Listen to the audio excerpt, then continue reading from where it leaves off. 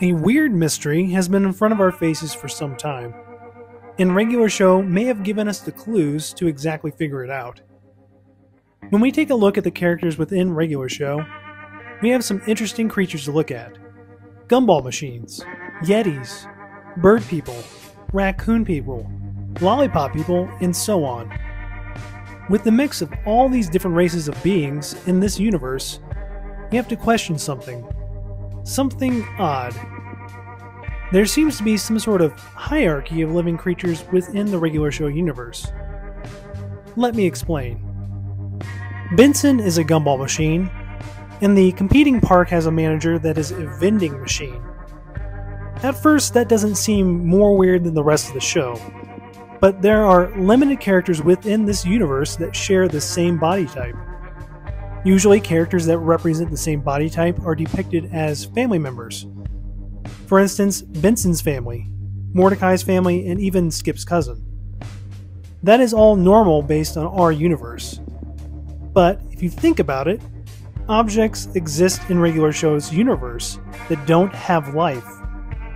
Gumball machines obviously exist, because even the unicorns knew how to operate one to get some gumballs out of tied up Benson, and even vending machines exist.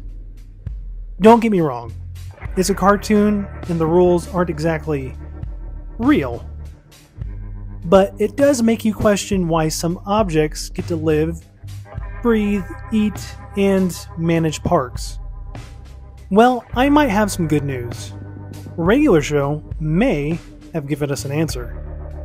In Season 1, Episode 11, we get a look into an interesting phenomenon that can and has happened to beings in Regular Show. The losing of consciousness. After a person's body undergoes extreme circumstances that are completely under your control, and also last far too long, your body can decide to split from you and live a safer lifestyle. After Rigby eats way too much junk food and refuses to listen to his body's cries for help, his body physically separates itself from his consciousness and decides to eat salads. This leaves Rigby as a pile of goo with eyes and a mouth that loves to eat cheese curls. And this also leads Rigby to meet yet another character that went through the same problem after working out too extremely for too long. Okay. What does this have to do with the topic as a whole? Well, during the episode, we see the bodybuilder's consciousness trapped within a basketball and eventually a park slide. The reason for this? He couldn't return to his original body after a short period of time. Luckily, Rigby does make it back to his body, but the bodybuilder has to remain as an object or find a fresh body that has just ripped out its own consciousness. This makes you think that possibly during the last several decades, or even much longer, this could have happened to several different people. Benson does have a family of gumball machine people that could have all joined together as a new group of beings. And it's possible, just like Benson, they have an extreme temper that has caused their original bodies to separate from them, and they took cover within the bowels of gumball machines. So I guess what I'm saying is, it's possible the inhabitants of these objects had to become different types of beings after no longer being able to interface with their original bodies. This would make the most sense and would explain why there's less object-shaped people walking around. But for me, I believe this is only one part of the puzzle. Because when we look at the other characters of the universe, we have humans and animal-like beings. Some animals are just animals, and some animals speak and have human-like bodies. Two episodes come to mind when questioning the hierarchy of animals in the Regular Show universe. One being Season 2, Episode 23, A Bunch of Baby Ducks, and Season 2, Episode 27, Skunked. During A Bunch of Baby Ducks, the ducks look like normal ducks and don't speak at first, and their mother is a normal-looking duck who can speak. But there's also a normal snake in the episode that the baby ducks beat up. The snake doesn't speak and appears to be just a snake. The baby ducks make multiple appearances during the show's existence, and the baby ducks do end up speaking at the end of the episode, which shows that they have higher levels of brain function than day-to-day ducks, along with their mother. But it makes you question why they don't have bodies like the other speaking humanoid animals in this world. It's possible that all animals have some sort of ability to speak English. But during Skunked, Mordecai and Rigby are told by Benson to clean up the roadkill in the park by playing Roadkill Bingo. They get a bingo if they collect the bodies of different types of animals. They come across what they believe is a dead skunk, but it's actually a were-skunk. Anyway, that's besides the point.